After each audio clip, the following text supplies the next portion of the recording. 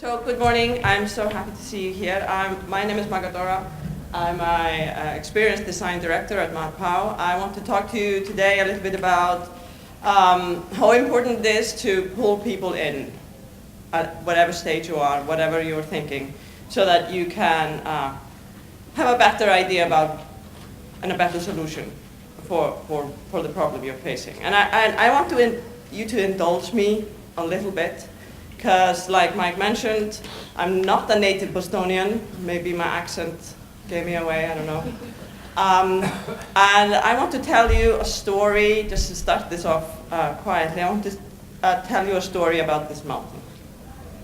Okay, this is Mount HxR, this magnificent mountain. And it's right across the bay from Reykjavik city, where I was born. And we in Reykjavik, we price this mountain, literally, because it's like in Paris, if your apartment or house has a view of the Eiffel Tower, you can mark it on the price, okay? So in Reykjavik, if you can see the Mount HxR, the price of your apartment goes up, okay? And I've learned to read this mountain, because I saw it every day when I was growing up. And this is the mountain that tells us when winter starts, when spring has sprung, when there's going to be good weather tomorrow, when it's foggy. Okay? So I know this mountain intimately. When I go back, I'm not home until I've seen Mount HxR. Okay. But my friend Thorri, who's also a designer, he rides his bike to work every morning, and he stops by the same spot, and he always takes a picture of Mount HxR. Okay. So he has actually been studying Mount HxR systematically for the past few years, and he would say to me that I may think that I know Mount HxR, but not like him, because he has seen it in all sorts of weather, and he's taken the time to stop and look at it, to understand it. And then there are friends of ours who are the hiker types, who would tell me that I don't know anything about Mount HxR because I've never hiked to the top. And I don't know the beautiful forest that the mountain roots, and yes, where I come from, this qualifies as a forest. And I don't know anything about the barren landscape near the top. And since I have never seen Reykjavik from the top of Mount HxR, I really can't speak to the subject. Okay? But there's also a farmer who lives on the other side of the mountain. And he would look at the hikers, if he'd never gone over to Reykjavik, he would look at the hikers and go, what do you mean, hike this mountain? This mountain is unscalable. You can't go up there. That's just insane. So he has, and he would know, I mean, he's been looking at this mountain for 40 years, well, he's been a farmer there, or 50 years. And then there's my friend the pilot, who has flown over this mountain multiple times, and he says, you have not understood the real magnificence of this mountain until you've seen it from above. Okay? And then there are these guys.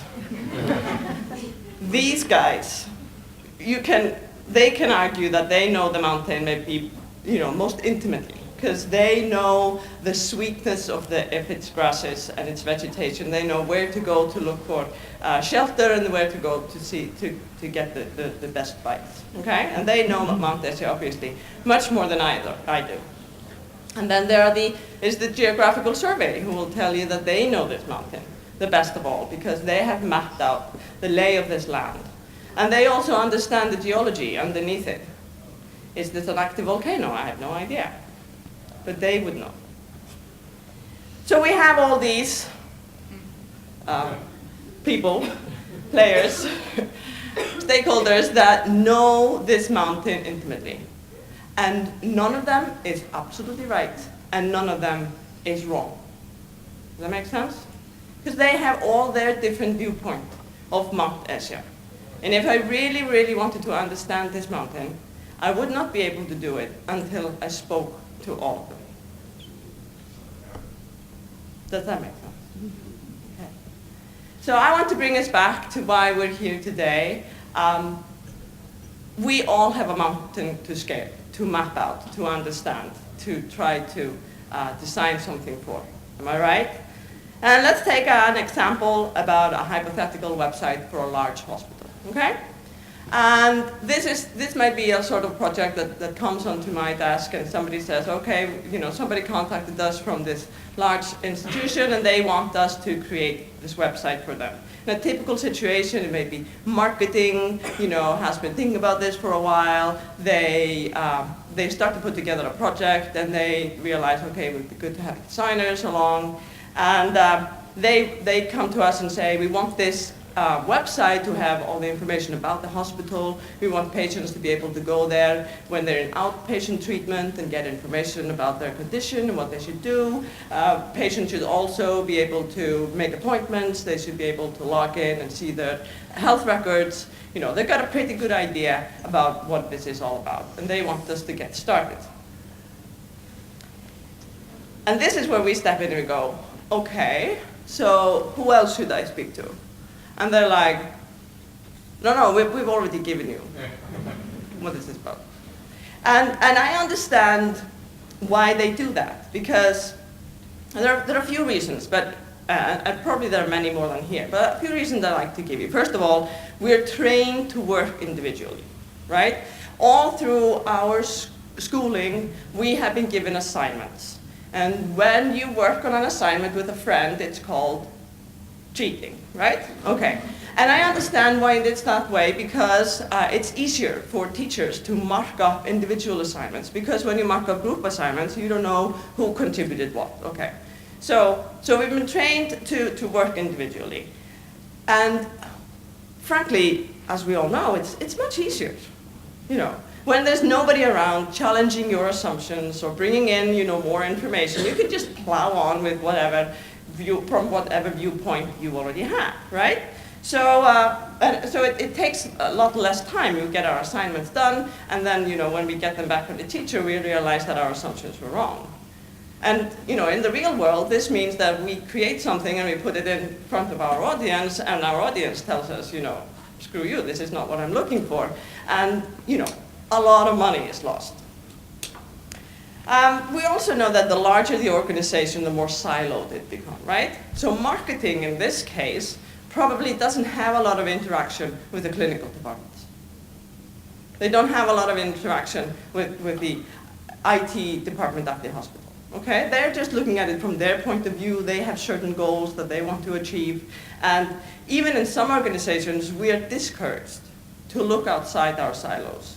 We are financially encouraged to make sure that all our costs and gains are within our silos. Am I right?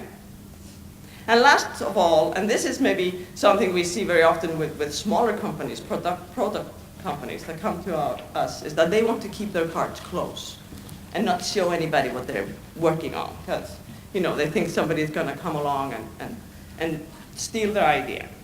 And I'm telling you that all of these reasons that are so common are keeping us from playing our A game. Because if we succumb to this, then we're not going to understand the problem properly. We're not going to create the best solution. Because when we do, we get a better understanding of the problem and the environment this problem lives in, which is an indication of how we can solve it.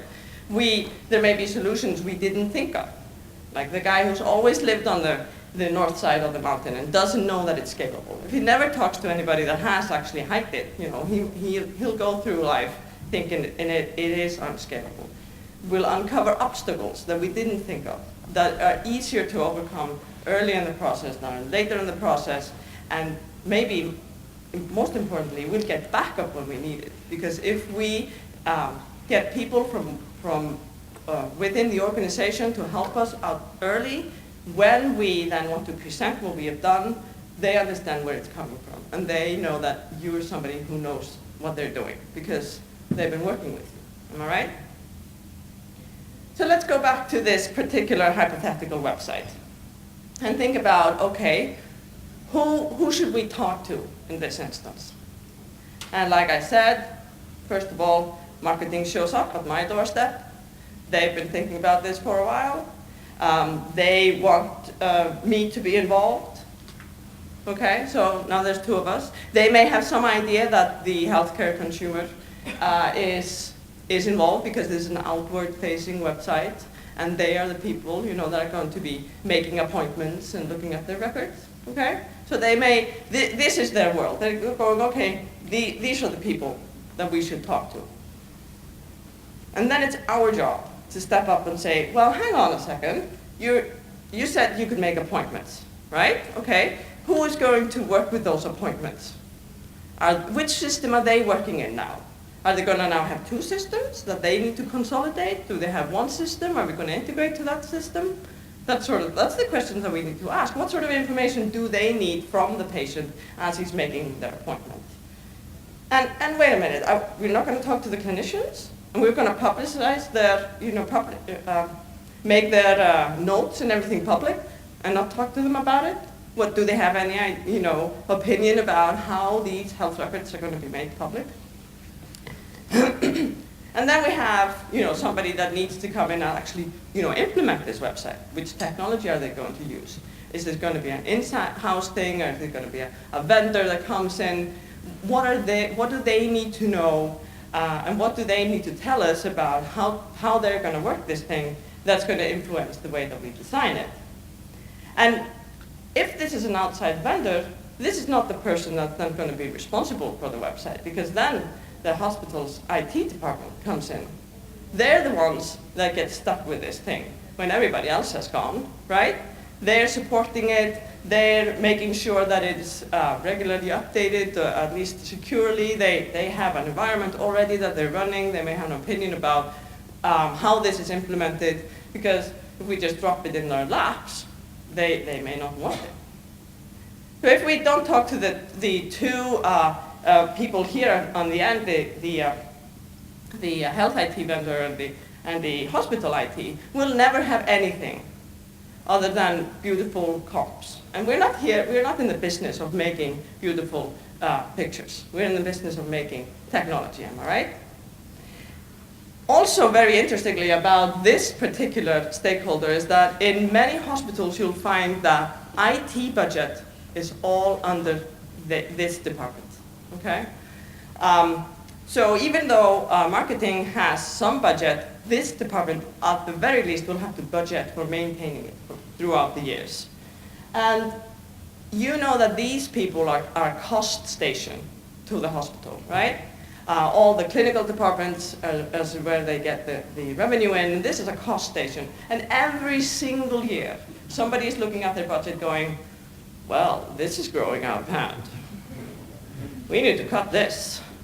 So they are fighting tooth and nail for every dollar, and here we are, with our long fingers trying to get into their budget. So we really need to get them on board and supporting us in this. One more, might be legal. They only have one mantra, which is don't do anything that will get us sued.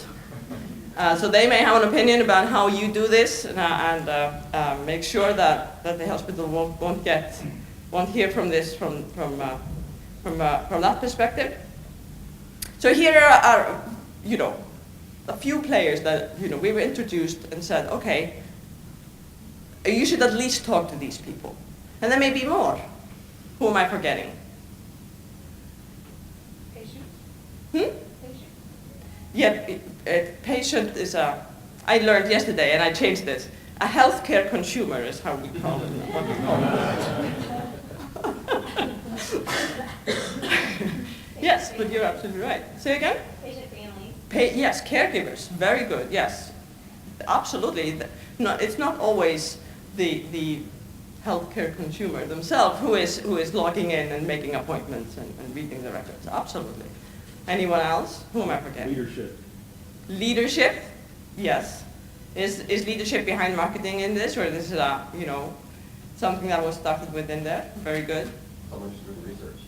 Research, yes. You mean research On the hospital? on the hospital? Okay, yeah, absolutely. If it's a research institution, you're absolutely right. Donors. Donors. Donors to the hospital, yeah, they may have an opinion because they want them represented some way. Okay, beautiful, excellent. Shareholders. Shareholders of the hospitals, yeah, absolutely. They will have a strong opinion. Okay, I've been told that I should Right. So, I just wanted to give you one tip, which is that when you're working with people and you don't know if you talk to everybody, okay? Your role is not, my role as a designer is always asking the why. Why? When people, you know, to push them to describe to me what is actually going on. Your role as a product owner or somebody who's running a project like this is asking, and then what? And then what? And you do that with each of these stakeholders, and they'll describe, well, you'll do this and this, and then what? And you'll do this and this, and then what? And at some point they're going to say, and then you're done. And then you have to ask one more time. Because what you have just found there is the boundaries of their domain. Okay? This is how far they see. This is the end of their viewpoint. So you push one more time and you say, and then what? And then they'll think about it for a while and then they'll say, well, the only thing you have to do, and if they're gracious, they'll say, we have to do, but usually they say, you have to do, is this. And they'll minimize it and they'll say, it's not a big deal, you know, because, of course, something you don't have to do is never a big problem, okay? So they say, the only thing you have to do is this. And then listen for what it is. The only thing you have to do at that point is deploy this live. It's been said to me. I'm not kidding. The only thing you have to do at this point is get this accredited. You know. So, and then you understand, okay, if I haven't talked to those people already, I should. Okay, does that make sense? Okay, so just to wrap up. No one viewpoint paints the whole picture. If you take anything from my musings here today, other than, you know, that I was sponsored by the Icelandic Tourist Board, is that no one viewpoint paints the whole picture. So get these people in early, and every time you need their expertise, I'm not talking about you always calling them in and, you know, having huge meetings where huge, you know, consensus about every item is needed. It's not like that. Just call them in, listen to what their perspective is, learn from that, take that into consideration, and then, you know, use them to validate your input. Because if you do that, you have a much more likelihood of creating a solution that solves actually a relevant problem, that does it in a way that fits the organization, and in the end delivers better care. Because that's our mountain, right? Everybody here at this conference, this is our mountain. We want to deliver better care in one way or the other. Okay. Usually when I'm speaking to anybody, I will try to speak their language. As soon as you switch over to something that is over their heads, you've lost them. Because then they'll either think you're rude because you speak, you know, you're trying to patronize them if you use a different language. Does that make sense? Has anybody had any particular successes in engaging other groups or other members in their organization, or any particular challenges that you've had in this regard? Does anyone want to share anything? All flowers and rainbows out? No spectacular failure where the only thing you had to do was deploy it live. I have one. You know, that particular example, the only thing you have to do is deploy it live, and then I showed up to the, you know, with the people, the IT people saying, could you put this live for me? And they were like, this is an environment that we don't have. We don't have the environment to run this particular type of code. Go back. How do you manage the inevitable request for iterations in scope creep? That's a good question. I have a very strong opinion about being a harsh editor. So when you're going through requirements gathering, you're basically playing the role of an editor who says, yes, this is important enough to be fit in with this one, but this is not. You also get, you know, somebody asks for this and somebody else asks for the exact opposite. Then you also have to to function as the editor saying, this guy's case is more valid than yours. Yeah, and that can create some tough discussions, but you would rather have them there than, you know, people actively working against you or ignoring what you create. Does that make sense? Great, well, thank you, Magga Dora. I hope Thank that you helps all. for you.